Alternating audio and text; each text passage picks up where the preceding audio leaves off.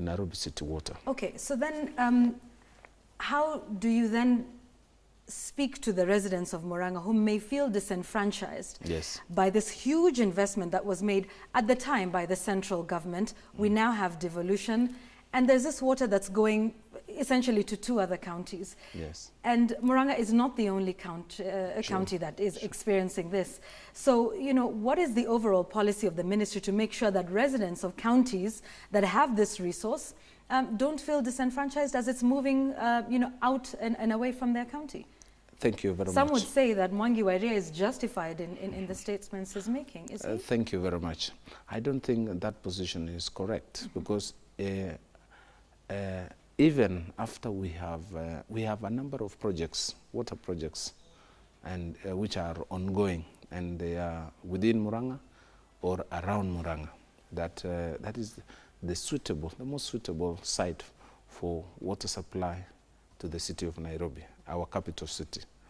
But at the same time, Murang'a has received the highest budgetary allocation, either through donors and GOK funding, up to a tune of 6.3 billion shillings in the last 4 years.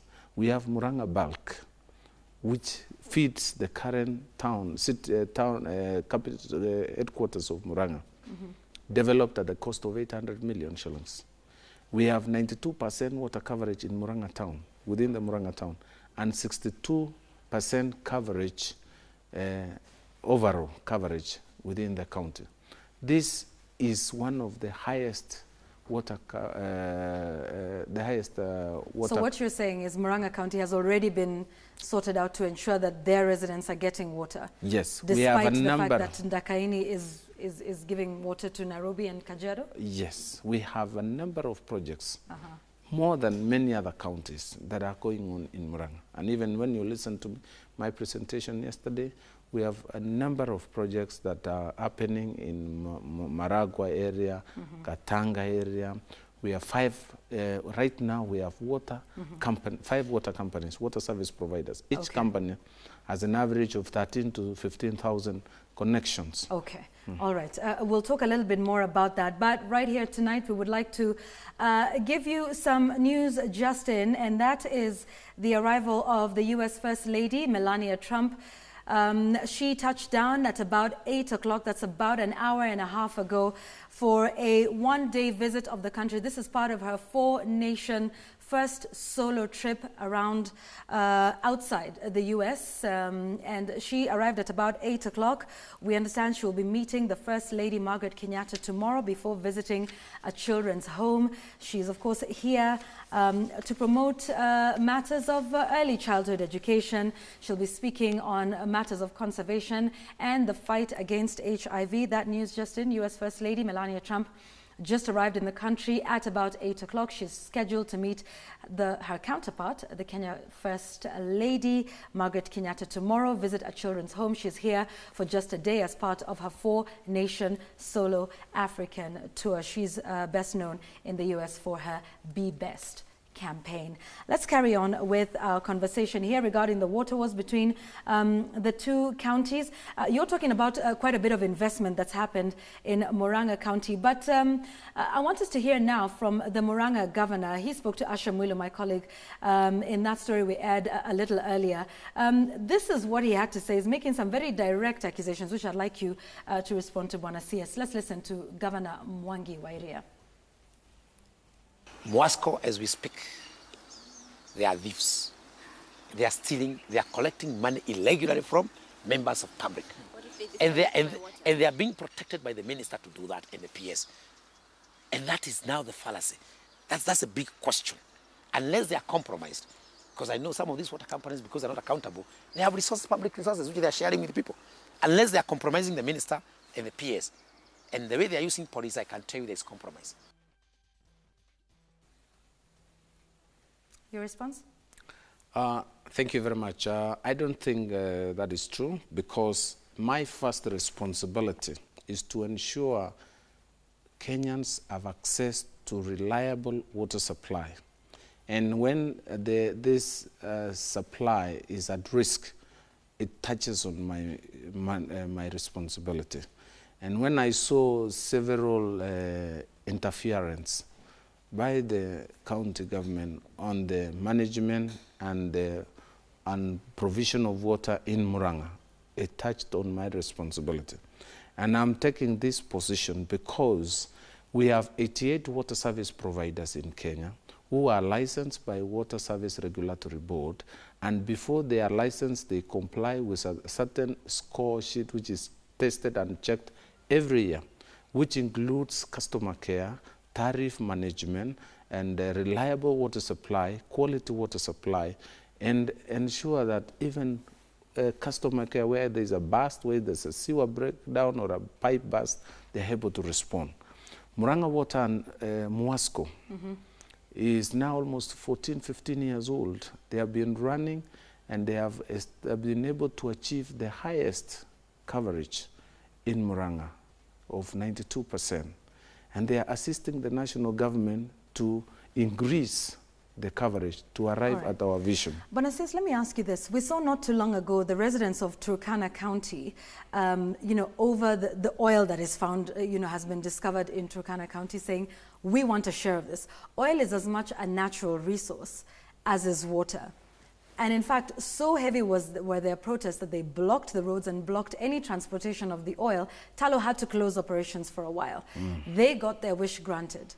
Some would say what is happening with Murang'a and the water issue is similar. Is it not? No, it's not, because water is a natural resource. Oil is mined with profit in mind. We have Petroleum Bill and Act, under Petroleum Act, and we have Water Act. Water Act is the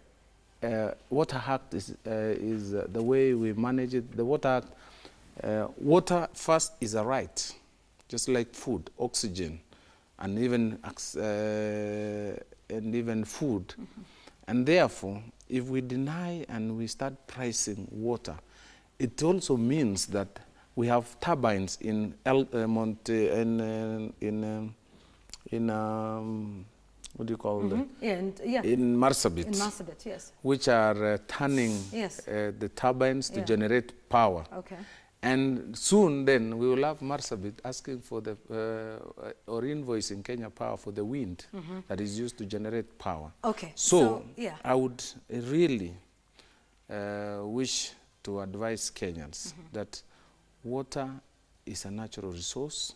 It flows from county to county. It flows from country to country. And we have protocols and we have international conventions that guide the management of this resource. So let's talk about if this gets out of hand. We now have a standoff between Mwangi wa Iria of Murang'a and Governor Sonko of Nairobi. Is there a way that this can be taken back to the national government? Would the national government, through your ministry, intervene? Should it come to the point where the governor of Murang'a, turns off the supply to Nairobi and Kajiado? That will be an illegal activity because... And what would the ministry do? The residual responsibility of water management is rested with the national government, the Ministry of Water and Sanitation. Therefore, we have delegated this responsibility to water companies who are domiciled and supposed to be semi-autonomous bodies of counties. So we expect that these semi-autonomous companies will also carry out the vision of connecting and increasing coverage to the next Kenyan. If that is not possible, then we will take back that responsibility and undertake through the water service boards, who are supposed to be developers of this asset. What we normally do in the Ministry of Water, the national government borrows or uses its allocation or budgetary allocation to develop assets, and then hands over these assets to a manager, who are now the water service providers. Companies. Okay. The Northern Water Collector Tunnel was supposed to perhaps also mitigate this situation. It is an 11-kilometer stretch, but has not been completed years later, despite heavy, massive investment of billions of shillings. What is the status of this now? When I took office, we were at 22%. Today, we are at 55%, tunneling, 11 kilometers. And the intention is to connect 3 rivers so that we increase the flow, the storm water flow to Ndakaini Dam. Ndakaini Dam is a reservoir. It's not the source of water supply to Nairobi. We use that to store water so that when the levels of River Chania goes down, we open the valves and through the tunnels, we are able to regulate the flow. We maintain the baseline of the River Chania and still allow Nairobi to pump water from their intake in River Chania. Here's a question from one of our viewers. Ndungu Gashane says, why does the CS seem to defend the county government of Nairobi over Ndakaini wars instead of calling the two warring parties to reason together? Isn't he taking sides when he's supposed to guide both counties? First and foremost, we have attempted severally to call the two.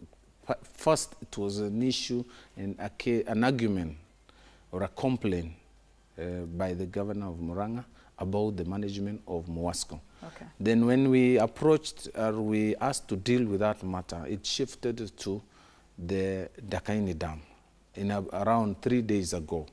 And during that period, many statements were issued, and it was very important for me to correct that notion and to correct and also tell the nation, because if we allow this kind of talk to continue, then it will trigger a national crisis. Because we have several towns in Kenya, like Mombasa, like Nakuru, who rely on water from Chemosusu in Koibatek, Baringo, or Itare Dam. Mombasa is relying on waters from Taita Taveta, Kwale. So first and foremost is to give the nation the correct position. Then we still have intergovernmental framework to bring us to the table. So it is not right for me to sit and remain aloof while the nation is being given wrong information or given wrong expectation, which are not possible. They are not attainable. All right. So you're saying if it comes to it, the national government through your ministry is willing to take over the control of Ndakaini Dam if this gets out of hand between the two counties? Correct. Thank you very much. Cabinet Secretary for Water and Sanitation, Simon Chelugui, thank you very much for speaking with us here on the program tonight. Keep your comments coming in. I can see your tweets. This is definitely going to be a flashpoint for a conflict. We want to see how this plays out. The national government saying they're ready to take over this resource if it comes to it. What are your thoughts if you live in Murang'a, you live in Nairobi, or any of the other counties that have been mentioned here tonight? Let us know. The hashtag is tonight.